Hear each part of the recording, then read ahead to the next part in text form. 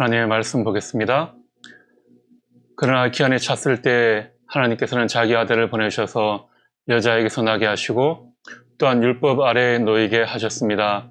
그것은 율법 아래에 있는 사람들을 속량하시고 우리로 하여금 자녀의 자격을 얻게 하시려는 것이었습니다. 아멘. 메리 집콕 크리스마스, 메리 방콕 크리스마스. 즐거운 크리스마스인데 올해는 코로나와 함께하는 코로나 크리스마스가 되어버렸습니다. 코로나와 함께하지만 그래도 크리스마스는 즐겁고 기쁘고 행복한 시간입니다. 2020년 크리스마스는 코로나 바이러스라는 이 대유행 덕분에 평생 두고두고 기억에 남을 것 같습니다. 교회는 연말이 가장 시끌벅적하고 사람이 많이 모이는 시기인데 지금은 코로나 때문에 교회뿐만이 아니라 가정에서 모임을 갖는 것도 힘들게 되었어요. 내년 1월 3일까지죠. 5인 이상 사적 모임을 금지하는 그런 행정명령이 발동되었습니다. 말 그대로 집에만 있으라는 말입니다. 예년 같았으면 어제 저녁이죠. 어젯밤에는 성탄 전야 행사에 아이들이 발표를 하고 시끌벅적하고 기쁨을 누리는 그런 시간이었는데 이제 그럴 수도 없고 성탄을 축하하는 찬양도 함께 할 수가 없는 상황이 되었습니다. 성탄 축하 예배와 성구 영신 예배까지 이렇게 모두가 다 온라인으로 드려야 하는 상황입니다. 여러분, 성탄 예배와 성구 영신 예배를 이렇게 유튜브를 통해서 드리게 될 것이라고 누가 상상이나 해보았겠습니까? 생각해보니까 이제 유튜버가 세계 최고의 교회가 된 것 같아요. 세상의 모든 교회가 다 유튜브를 통해서 지금 온라인 예배를 드리고 있습니다. 이렇게 2020년 성탄절은 코로나와 함께하는 예배가 되었습니다. 지금 우리가 사적인 모임도 할 수 없는 말 그대로 락다운 상태가 되었는데요. 그러나 예수님은 이런 락다운 상태에서도 여전히 우리의 빛이십니다. 코로나라는 이 어둠 속에서도 희망의 빛을 비춰주시는 분이심을 우리가 믿음으로 바라볼 수 있기를 원합니다. 크리스마스와 연말은 원래 좀 북적거리는 사람들 속에서 지내야 제맛이죠. 크리스마스에는 어린 아이들부터 어른까지 함께 모여서 성탄 축하를 하고 또 가족의 얼굴을 맞대고 지내면서 그렇게 관계가 가까워지는 것입니다.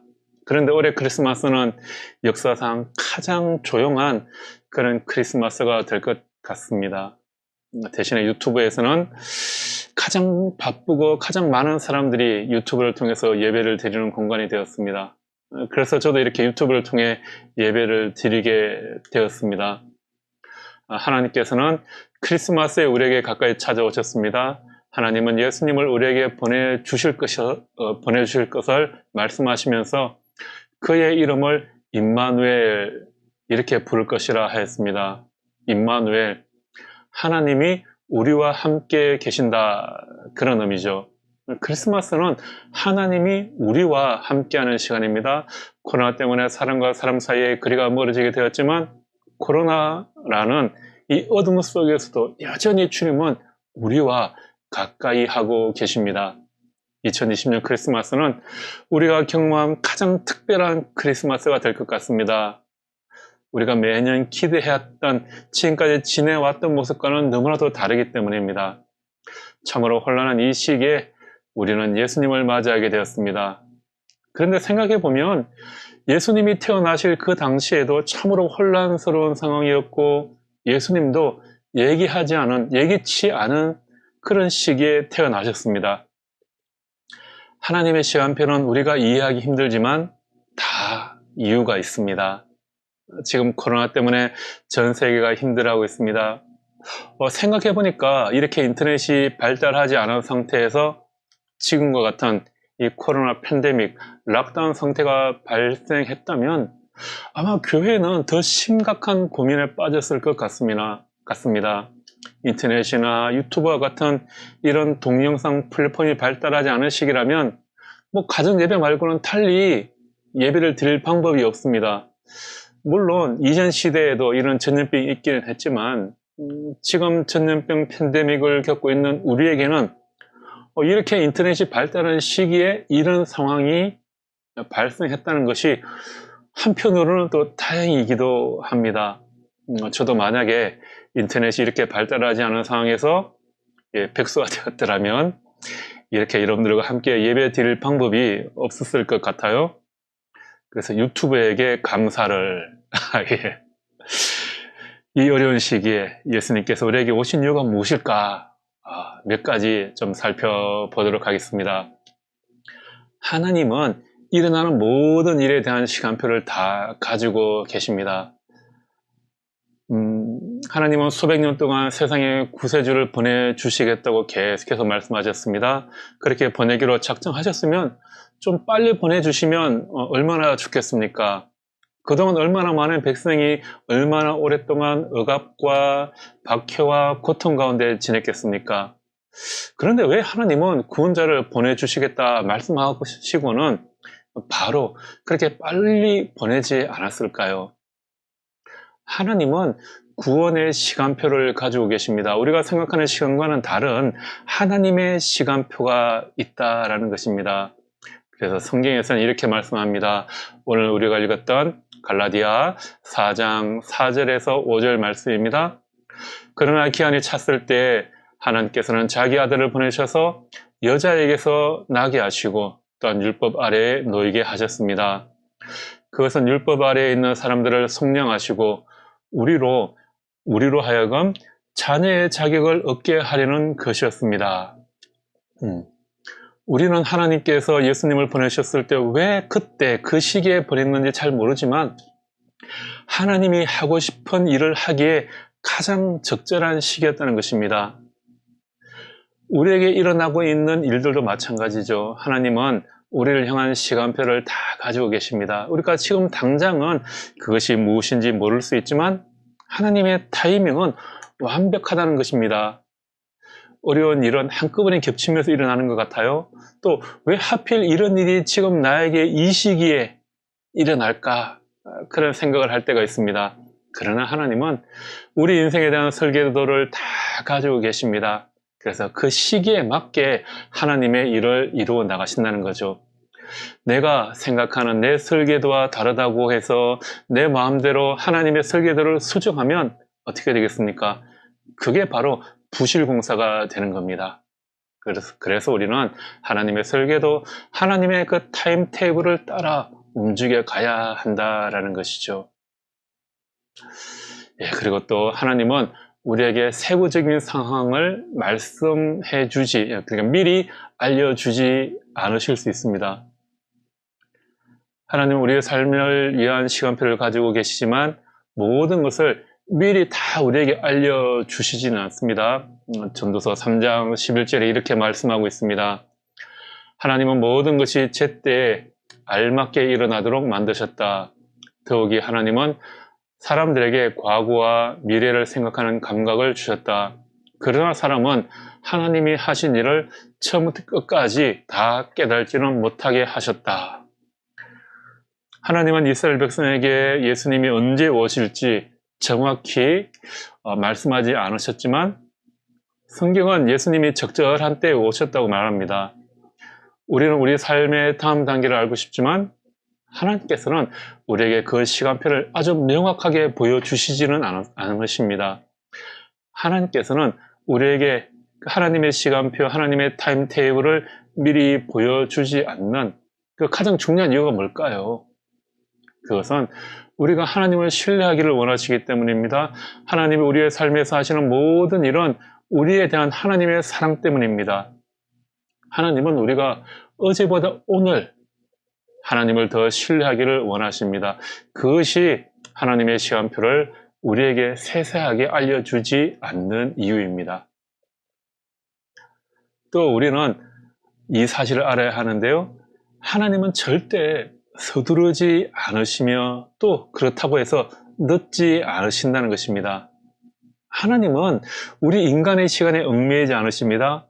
하나님은 과거, 현재, 미래 이 모든 시간에 동시에 함께 하십니다. 우리 인간의 시간은 어떤가요?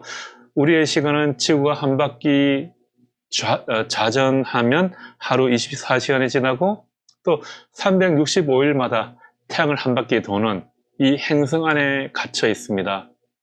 하나님은 우리를 다스리시지만 지구만이 아니라 온 우주를 다스리십니다. 그래서 하나님은 결코 서두르지 않으며 또 결코 늦지도 않으십니다.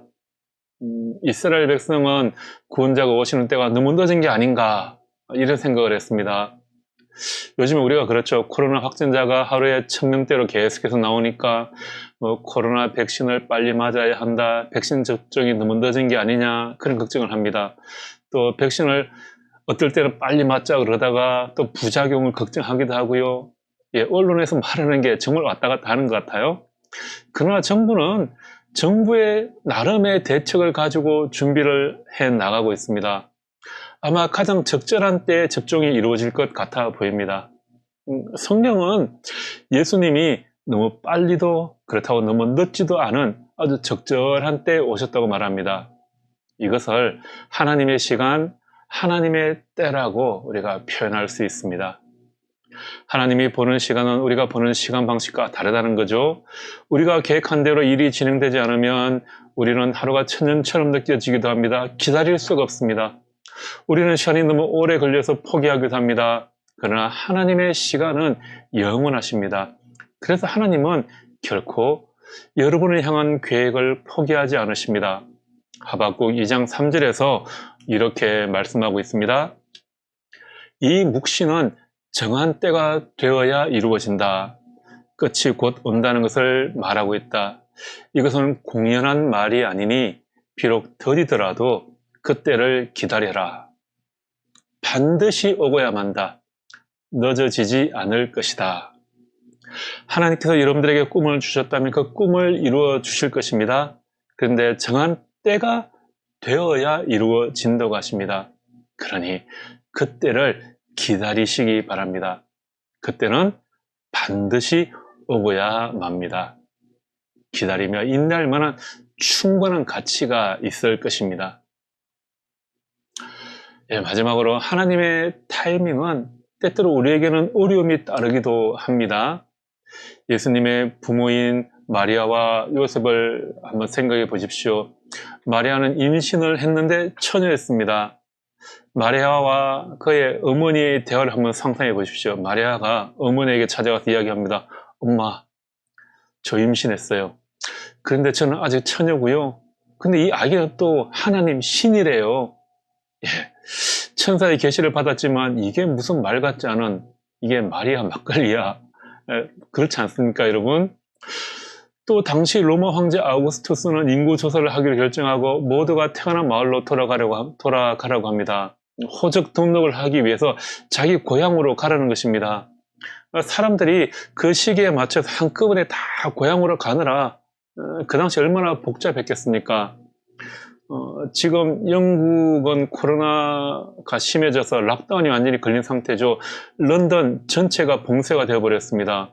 봉쇄가 되기 전에 런던으로 들어가야 하는 사람들도 있고 또 런던에서 빠져나가야 하는 사람들이 있습니다. 자가용으로 비행기로 기차로 이동하느라 정말이지 난리가 났습니다. 마찬가지로 그 당시 마리아는 아기를 출산하기 전날 당나귀를 타고 남편 요셉과 함께 고향 베들레헴으로 긴 여행을 떠났습니다. 호적 등록을 위해서 고향으로 이동하는 사람들이 워낙 많으니까 이 산모가 만삭이 된 산모가 묵을 방이 하나도 없는 겁니다.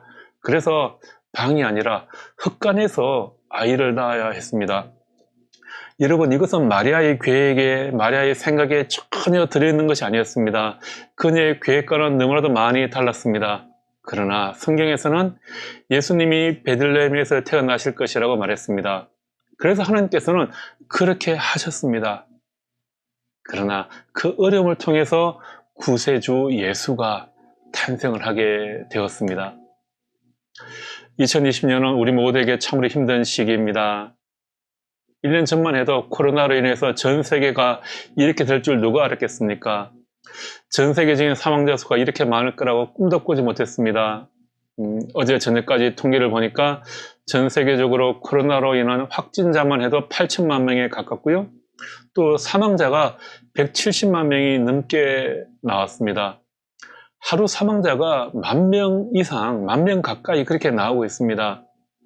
몇 달 동안 교회 문을 닫아야 한다고 누가 상상이나 했겠습니까? 내년이 되어도 이런 상황은 바로 끝나지 않을 것 같아요. 백신 접종을 봄부터 시작하고 또 치료제가 나오고 그렇게 하겠지만 1년 정도는 아마 더 힘든 시기를 보내야 할 것 같습니다. 백신이 나와도 여전히 우리는 마스크를 하고 다녀야 합니다. 여러분들의 계획과는 다른 일들이 계속해서 일어나고 또 실패가 이어지더라도 수군을 던지거나 포기하지 마시기 바랍니다. 하나님의 시간표에는 어려움이 따르기도 하지만 내 계획과는 다르기도 하지만 우리가 상상하지 못한 큰 일을 이루십니다. 요셉과 마리아의 아들 예수가 인류의 구원자가 될지 어떻게 알았겠습니까? 처녀가 임신을 했다고 요셉이 마리아를 버렸다면 예수님이 어떻게 되시는 겁니까? 어려움이 있더라도 하나님의 약속을 붙들고 결코 포기하지 마시기 바랍니다. 어려움을 이겨낼 때 여러분들을 통해서 하나님께서 아주 놀라운 일을 이루어 나가십니다. 하나님께서는 적절한 때가 되면 즉시 무엇이든지 다 하실 수 있습니다. 우리를 향한 하나님의 시간표가 늦어지는 것 같고 하염없이 기다려야 하는 것 같아 보이지만 하나님은 우리가 평생 해야 할 수 있는 것보다 더 많은 것을 단 한순간에 하실 수 있습니다. 하나님의 때, 하나님의 적절한 때에 하나님은 자신의 뜻을 바로 실행하십니다. 이사야 60장 22절 말씀입니다. 때가 되면 나 주가 이 일을 지체 없이 이루겠다. 우리가 기다리기 가장 어려운 곳이 바로 하나님의 대기실이라는 말이 있습니다. 많은 사람이 조급해하며 기다리고 있습니다. 빨리 코로나가 사라지기를 기다리고 있고요. 교회들은 빨리 코로나가 안정되어서 교회에서 다시 함께 모여 예배 드리기를 기다리고 있습니다. 사람들은 백신이 나오기를 기다리고 있고 다시 활동할 수 있기를 기다리고 있습니다. 우리가 어떤 일을 위해 서두르는데 하나님께서는 가만히 보고만 계시는 것 같아 보일 때 그때 우리는 하나님의 대기실에 있는 것입니다. 우리가 의사에게 진료를 받기 위해서 대기실에서 기다리는 시간은 참 길고 지루하고 긴장되지만 막상 의사를 만나서 치료를 받는 시간은 단 몇 분이 되지 않습니다.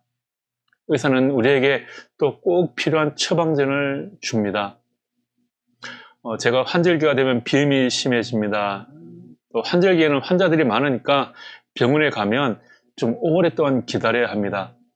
그런데 의사에게 진료를 받기 위해서 진료실에 들어가면 진료하는 시간은 단 2, 3분?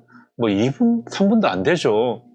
그런데 그렇게 진찰받고 처방된 약을 먹으면 비염이 또 바로 가라앉아요. 그렇습니다, 여러분.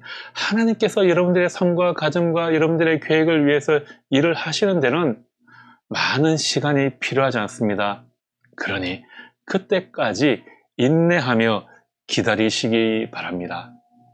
때가 되면 하나님은 여러분들의 기도에도 응답하실 것입니다. 2020년에 코로나가 여러분들의 삶과 계획을 가로막고 방해하였습니까? 2021년에도 코로나가 여전히 우리와 함께 하겠지만 또 이 코로나 락다운 속에서도 하나님은 우리의 빛이십니다. 코로나가 여러분들의 삶과 계획을 향한 하나님의 완벽한 인도하심을 방해하지 못할 줄 믿습니다. 이러한 믿음으로 코로나라는 이 어둠 속에서도 더욱 빛나는 크리스마스가 되기를 바라겠습니다. 그래서 이 크리스마스가 여러분들에게 새로운 희망, 새로운 소망, 새로운 계획을, 새로운 비전을 가질 수 있는 그런 귀한 시간이 되기를 축복합니다. 기도하겠습니다.